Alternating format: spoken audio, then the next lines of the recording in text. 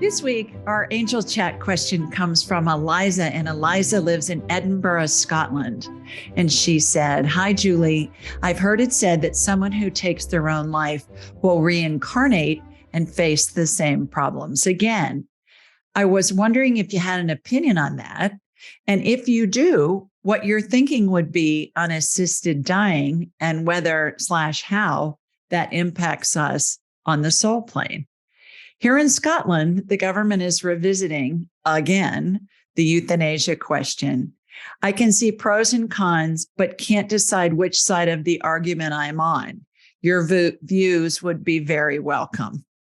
I listen to replays of your podcasts regularly, so I hope to hear your response in the near future. Your warm and wonderful work, which is currently expanding my mind and my imagination so much with life-affirming optimism, is so amazing. It's difficult to find words to express my appreciation. Thank you from my heart. Here's hoping your response to this pops up soon.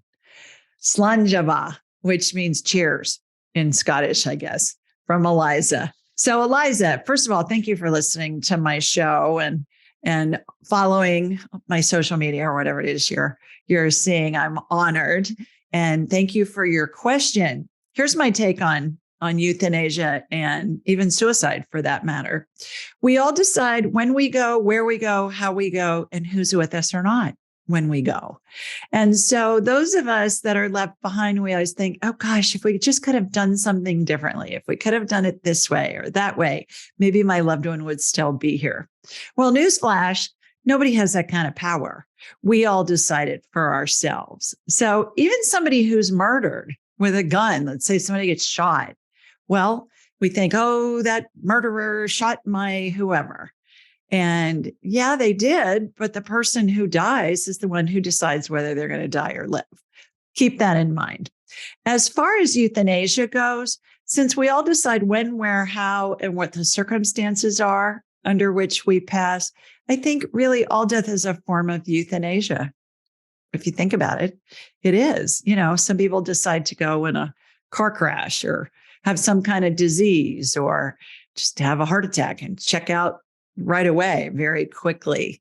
And what I hear from spirit a lot of the time is when people have a disease that lasts for a long time, they're giving their loved ones the chance to get used to them not being around, especially Alzheimer's and dementia patients tell me that. Their spirits tell me that once they're in heaven, they say, well, I'm giving my family the opportunity to feel what it's like and make preparations for when I'm not around to help them.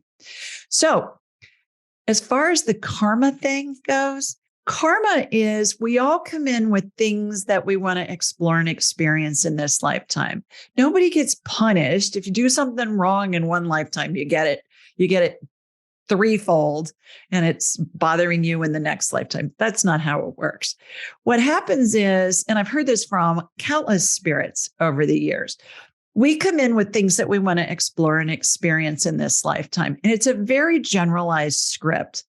And so we'll have, like, let's say you want to explore being a teacher. Well, there are a bazillion ways to be a teacher. You can be a teacher in a school, lots of different areas to teach in school, not only subjects, but grade levels and ages and all of that. Are you teaching in kindergarten, college, high school, whatever? Are you teaching on a corporate level? Are you teaching on the internet? How are you teaching? Are you teaching your own children that you're raising? Are you teaching a dog or a cat or a horse? I mean, teaching is endless. It's a very basic script. And then we choose where we're born, when we're born, to whom we're born, and the circumstances into which we're born, so that our lives can have a basic trajectory that will allow us to explore and experience whatever that script is. Each time we experience some semblance of that script, it's with a different perspective because it's a different time, it's a different location, perhaps different language, certainly different genders, different set of circumstances. And each time we explore that same script or some semblance of that script, our spirit expands.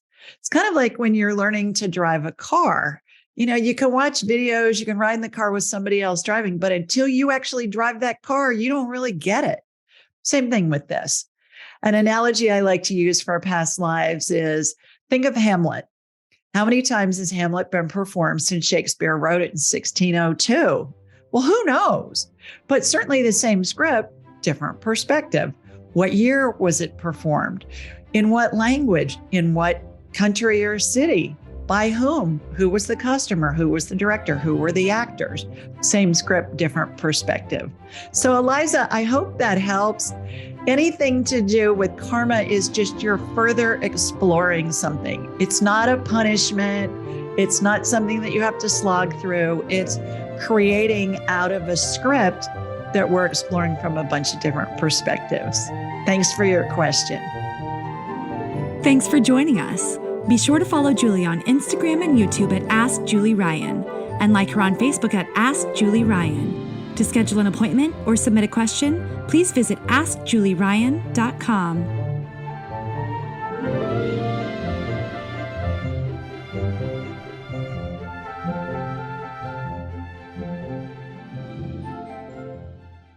This show is for informational purposes only. It is not intended to be medical, psychological, financial, or legal advice. Please contact a licensed professional. The Ask Julie Ryan Show, Julie Ryan and all parties involved in producing, recording, and distributing it assume no responsibility for listeners' actions based on any information heard on this or any Ask Julie Ryan shows or podcasts.